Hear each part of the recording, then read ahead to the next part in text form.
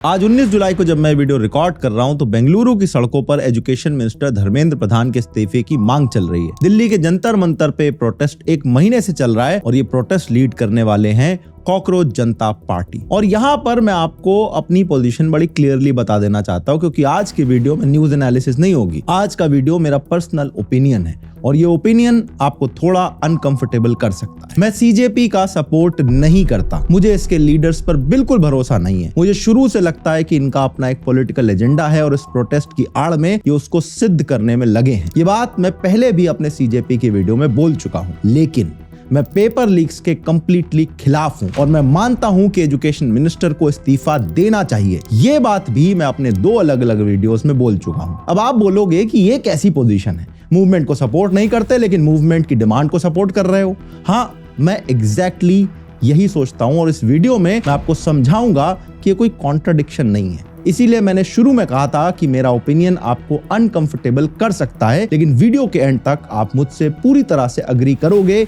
ये मेरा आपको वादा है। और इस वीडियो में हम ये समझेंगे कि एजुकेशन मिनिस्टर का इस्तीफा जरूरी क्यों है, सीजीपी का उदय कैसे हुआ और मैं फिर भी इस मूवमेंट से दूर क्यों हूं, और सबसे बड़े सवाल पर आएंगे जो कि है बीजेपी की बढ़ती एरोगेंस। आइए देखते हैं।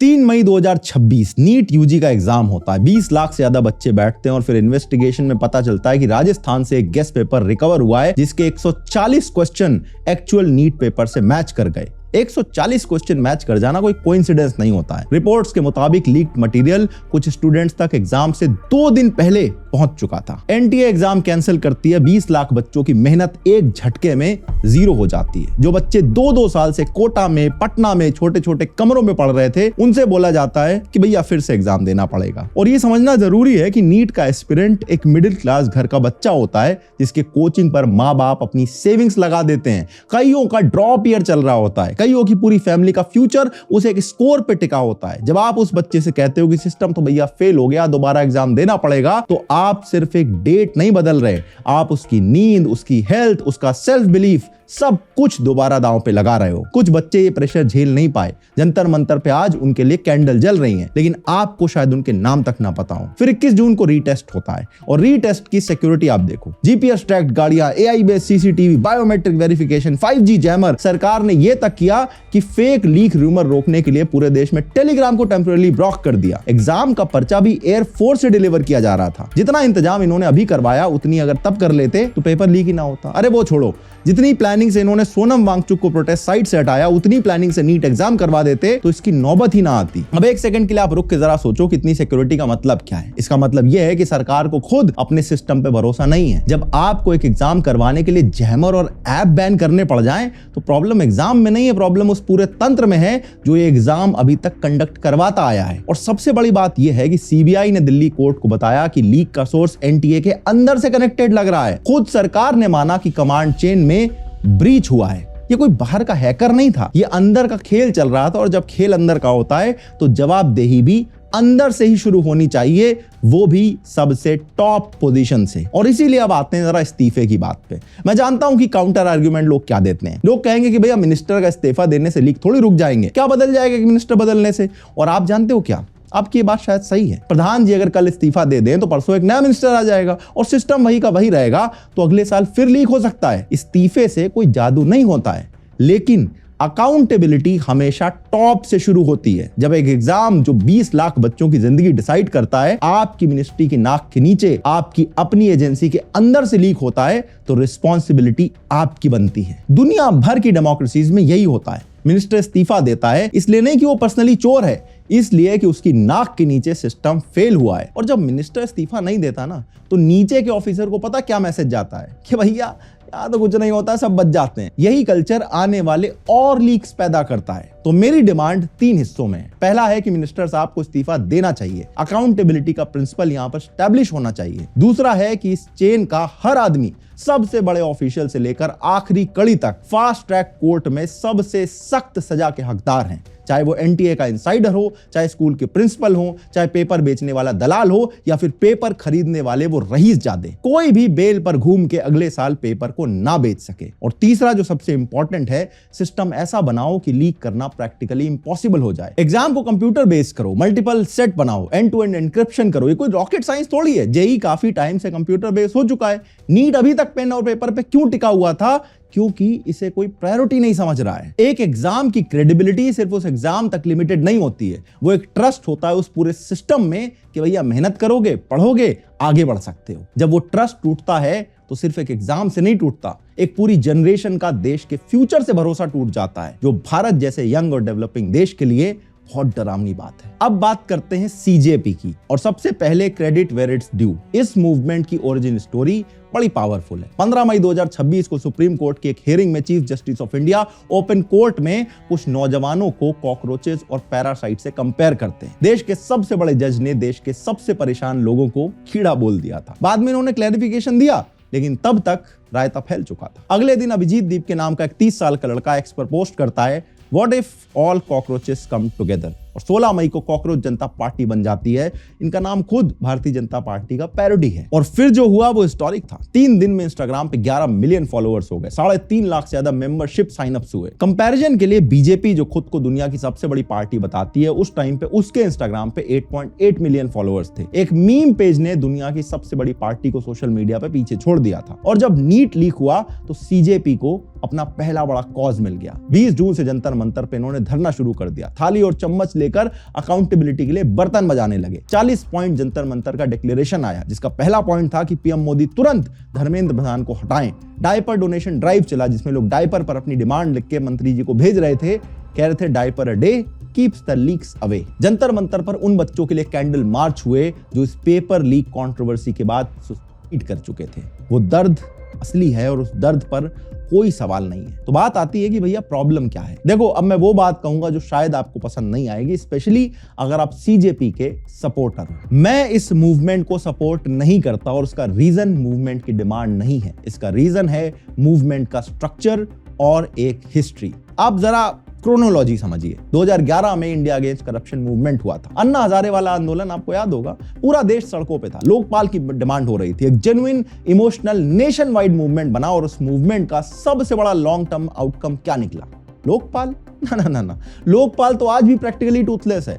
उस मूवमेंट का सबसे बड़ा आउटकम था कुछ लोगों का चमकता पॉलिटिकल करियर। अरविंद केजरीवाल को एक पार्टी मिल गई, किरण बेदी गवर्नर बन गई, और प्रोटेस्ट में शामिल ऑलमोस्ट हर इंसान ने अपने पॉलिटिकल करियर सेट कर लिए। और किसी को याद भी नहीं है कि उस प्रोटेस्ट की एक्चुअल डिमांड क्या थी और उसका हुआ क्या। अब सीजेपी को देखो, फाउंडर कौन है? अभिजीत दीप के, एक पॉलिटिकल कम्युनिकेशन स्ट्रेटेजिस्ट जो पहले आम आदमी पार्टी के साथ काम कर चुका है। वही आम आदमी पार्टी जो खुद इंडिया अगेंस्ट करप्शन के गर्भ से पैदा हुई है। जो आदमी आज का आईएसी बना रहा है, वो उस पार्टी का प्रोफेशनल स्ट्रेटेजिस्ट रह चुका है जो पिछले आईएसी से निकली है। इनको इस मूवमेंट का प्लेबुक लिखने की जरूरत नहीं है। इसके फाउंडर ने वो प्लेबुक पर्सनली चलाई है। और आप सपोर्टर बेस देखो, आम आदमी पार्टी के एमपी संजय सिंह, सीपीआईएम के एमपी जॉन ब्रिटस, लेफ्ट स्टूडेंट के एसोसिएशन। मैं नहीं कह रहा हूं कि इन लोगों का सपोर्ट लेना गलत है।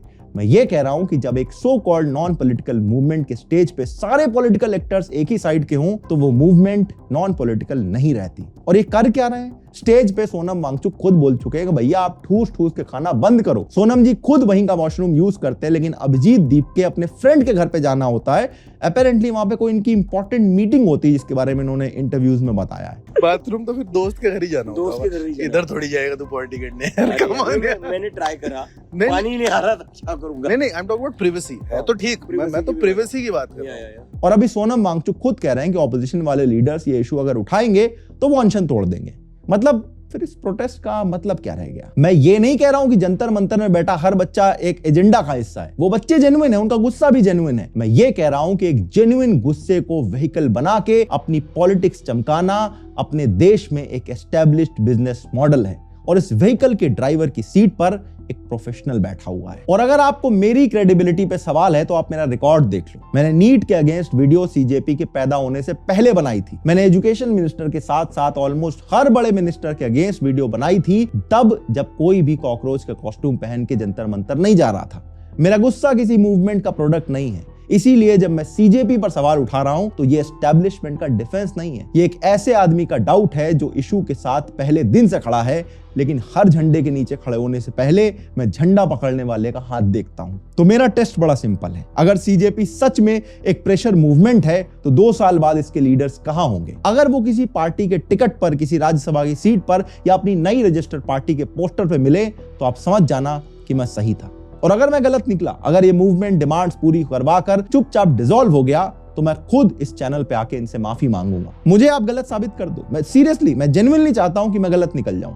लेकिन अब इस वीडियो के सबसे इंपॉर्टेंट हिस्से पे आते हैं, क्योंकि नीट और सीजेपी दोनों एक बड़े पैटर्न के सिम्टम्स हैं, और वो पैटर्न है पावर की एरोगेंस। देखो, कोई भी मूवमेंट वैक्यूम में पैदा नहीं होता है। सीजेपी इसलिए वायरल हुई क्योंकि देश के करोड़ों लोग फील कर रहे थे कि उनकी कोई सुनवाई नहीं हो रही है, और ये फीलिंग सिर्फ ऑपोजिशन वोटर्स की नहीं है, ये फीलिंग बीजेपी के अपने सपोर्टर्स की भी है। आप इथेनॉल का एग्जांपल देखो, सरकार ने E20 पेट्रोल को मैंडेटरी कर दिया, देश के 90,000 पंप पे अब सिर्फ 20% इथेनॉल वाला पेट्रोल मिलता है। लोग कंप्लेन कर रहे हैं कि माइलेज गिर रहा है, इंजन पार्ट घिस रहे हैं, और सरकार का रिस्पॉन्स क्या है? कंसर्न्स को मिथ कह के डिसमिस कर दिया जाता है। और याद रखो, E20 पे सवाल उठाने वालों में वो कमेंटेटर्स भी शामिल हैं जो पॉलिटिकली मोदी सरकार के साथ अलाइंड रहे हैं। मतलब अपने ही लोग इनके कह रहे हैं कि भैया सुनो, लेकिन सरकार सुनने को राजी नहीं है। और पेपर लीक पे सरकार का ट्रैक रिकॉर्ड देखो, ये 2026 की कोई नई कहानी नहीं है। 2024 में भी नीट लीक हुआ था, और तब प्रधान जी ने क्या कहा था? पार्लियामेंट में तक जाके कह दिया था कि लीक का तो कोई एविडेंस ही नहीं है। There is no evidence of paper leak in last 7 years on any number. और फिर क्या हुआ? सीबीआई ने इन्वेस्टिगेशन करी, हजारीबाग के स्कूल से पेपर चुराने का पूरा नेटवर्क पकड़ा गया, और 21 लोगों के अगेंस्ट चार्जशीट फाइल हुई। मतलब जिस लीक का एविडेंस नहीं था, उस लीक पर 3-3 चार्जशीट्स बनाई गई। 2 साल बाद 2026 में फिर से वही एग्जाम हुआ, फिर से पेपर लीक हुआ, फिर से वही मिनिस्टर थे, और फिर भी अकाउंटेबिलिटी जीरो है। यही पैटर्न कास्ट के इशू पे दिखता है, जहां कोर सपोर्टर्स तक कंफ्यूज है कि पार्टी का स्टैंड आखिर है क्या। यही पैटर्न यूजीसी के फैसलों पे दिखता है, और यही पैटर्न नीट पे भी दिखा। लेकिन इस्तीफा और अकाउंटेबिलिटी, ये 2 शब्द सरकार की डिक्शनरी से ऐसे गायब हैं जैसे गधे के सिर से सींग। ये वही डिस्कनेक्ट है जिसकी मैं पहले भी बात कर चुका हूं। टॉप लेवल पे जो फैसले हो रहे हैं और ग्राउंड पे लोग जो प्रॉब्लम फेस कर रहे हैं, दोनों के बीच का जो डिस्कनेक्ट है वो लिटरली एक खाई के बराबर है। और ये मैं किसी पार्टी के हेटर के रूप में नहीं कह रहा। इस चैनल पर मैंने हर पार्टी पे वीडियो बनाई है, कांग्रेस पे, आप पे, रीजनल पार्टीज पे। आज बीजेपी पावर में है तो मैंने उन पे भी बहुत वीडियोस बनाई, और इसीलिए आज का आईना मैं बीजेपी के सामने रखता हूं।